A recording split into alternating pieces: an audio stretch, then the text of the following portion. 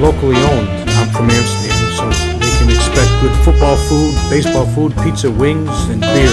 You know, you can bring your kids in and, you know, they can play pool or play the video games, or they can sit with you and watch TV too, because you got the TVs in every dining room. It's such a place that you can come in with your family and sit down. And again, it's family oriented because it's family owned. When you walk in here, it's like a TV show, Cheers. Everybody knows your name. And you can expect that from in here because everybody knows everybody else. The Sideline Guys back for another week here at sidelineguys.recordernews.com, brought to you, as always, by our friends at Crystal Ristorante. They're located at 72 Lion Street here in Amsterdam. With Michael Kelly, I'm Adam Schinder. And Michael, it's a tough week for both the Amsterdam Rugged Rams and the Von Fultonville Braves. Right, after a couple of otherwise perfect seasons, a couple tough losses to end the season for both clubs in the Super Bowl. I think the tougher one to take is definitely for the Amsterdam Rugged Rams. So close to a victory against Burn Hills, almost beating them twice in one season. Take us through that last 2 minutes of that one, where they thought they had the victory and then it was snatched away. Yeah, I'll take you actually back a little further than 2 minutes, because the Rams got the ball about their own 27, 28-yard line with about 8 minutes left and put together really as good a drive on the ground as they've had this season. They were able to grind out yards. They converted some third downs. They got down to about the 15-yard line. Drive stalled out a little bit, but with 1:25 to play, they go to Tyler Rouse to kick, absolutely nails a 33-yard field goal. It's 23-20. But then just seconds later, his kickoff, they try to squib kick, it bounced out of bounds. Burn Hills gets the ball at the 35 with no time having run off the clock. Couple of pass plays, a pass interference penalty helped move the ball down. And in that case, with all their timeouts left, they're able to go back to their wing T set, which had given Amsterdam trouble all night. They go to a sweep to Thomas Ruppel. He picks up 17 yards. And then after a couple incomplete passes, Ryan McDonald play action over the top to a wide open Eric Dillon. The Rams blitzed on the play, didn't have anyone back for Dillon. Touchdown with 23 seconds left, and that's the Amsterdam season right there. Right, and you mentioned that wing T attack that Burnt Hills used. Thomas Ruppel, 150 yards in this game. But what happened to this Amsterdam defense these last few weeks? The single game best rushing totals against this defense were had in the past 3 weeks. 2 runners in the past 2 weeks going over 100 yards. What happened to this rush defense? I think really what happened was they faced the best offensive lines they faced all year. Burnt Hills, Queensbury both had tremendous offensive lines. Not only that, both teams were really, really committed to running the ball and running the ball in very similar fashions. Queensbury kept giving the ball to Nick Ketter on misdirection sweeps. Burnt Hills, pretty much all of Ruppel's 16 carries for 150 yards were pretty much all. They'd put a wing back in motion, they'd run him behind him on a sweep, they'd pull a guard, they'd run off the edge, and they were able to set the edge. Amsterdam wasn't able to get there. That's how you do it. Burnt Hills runs that play perfectly. Yeah, I think offensively, too, for the Rams, this was a bit of a different game in that Vinny Savkovic didn't maybe have his best game, his first 100-yard game since September. I guess what was it about that Burnt Hills defense, which is a tremendous defense? It's not really Savkovic's fault that he didn't have a fantastic game against this defense. I guess what were they doing, though, against him that maybe limited him in this one? Oh, it was pressure. They were in his face all game. It's the line. Burnt Hills' line was, whereas Amsterdam's offensive and defensive lines were really superior in the first game, Burnt Hills was just a little bit better on Saturday night. They were in his face. Amsterdam tried a few screens, slow developing screens, and none of them worked. Savkovic either took sacks or they had a couple of screens. They had one screen that went for a 9-yard loss in the first quarter, and Amsterdam never really had the time to get that downfield passing game that they'd really relied on the past few weeks. And the final game, at least we believe in head coach Pat Laverio's head coaching career. Reading through your article about the game in Monday's Recorder, some really nice things from the Burnt Hills coach Matt Shell. Can you talk about a little bit of his press conference? He had some very nice things to say. Yeah, Matt Shell really said very simply, Pat Laverio does not get enough credit for how good he's been.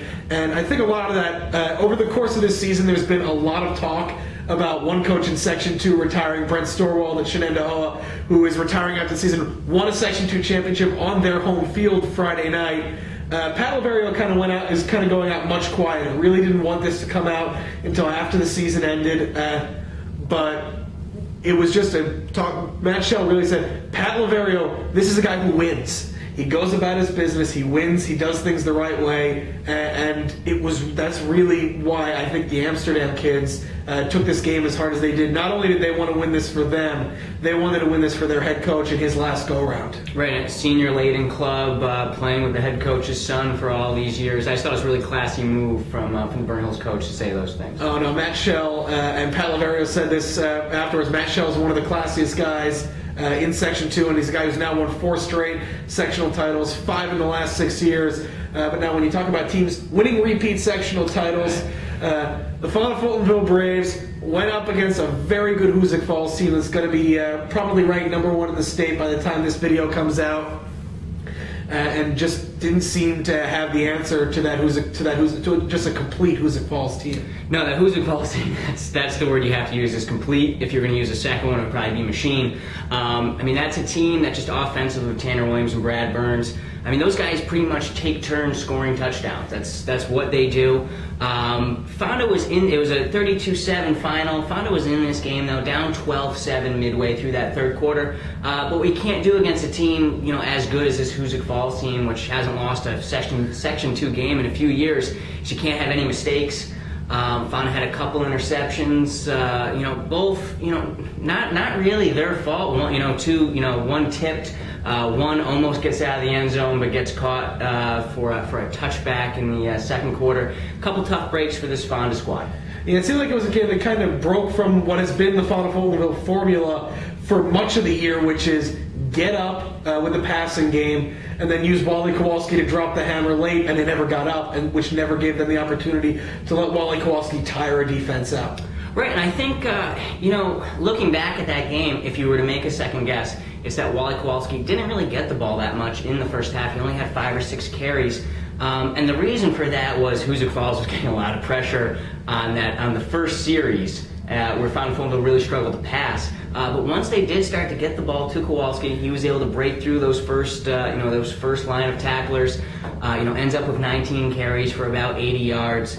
I think if they could go back, they might give him the ball a little bit more in that first half. Maybe try to grind out a score as opposed to trying to pass for one. Yeah, really when you look at it, the guy who, by the numbers, ended up becoming the featured player for Fawn of Fultonville was the sort of tight end slot receiver Kevin Twardzik, who actually, with that game, he had 14 catches, which we've now looked at it, is tied for second most in a single game in Section 2 history.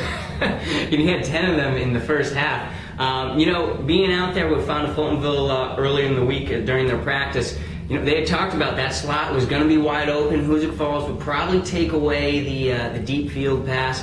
And they really did take advantage of that slot throw.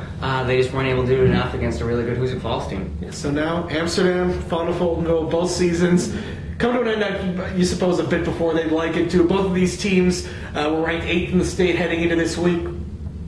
Can't really take away anything from a tremendous season from either of these teams. There are a few local squads still going on in some other sports. Broad Alton Perth boys soccer won their second Class B title in the last 3 years. They'll be in action against either a Section 7 or Section 10 opponent, either Beekmantown or Salmon Rivers. That's Saturday night out at Schuylerville. The Northville girls, Tuesday afternoon, captured their 4th straight Section 2 Class D girls soccer championship with a 3-0 win over Sharon Springs. And Fawn of Fultonville cross country, the boys cross country team, a 3rd straight sectional title. They'll be out at Vernon Verona Sherrill this weekend trying to defend their Class C state title. Right, it's been a very successful fall season in general for the local sports teams. 2 in the Super Bowls, all those championships that you just mentioned. It's been a really good year for local sports. And they'll hope to continue that as we head into the winter. Basketball season, wrestling season, boys swimming season, all coming up, and we'll have plenty more to talk about that as we continue on the Sideline Guys later this year. For Michael, I'm Adam. We're the Sideline Guys. We'll see you next time at SidelineGuys.recordernews.com.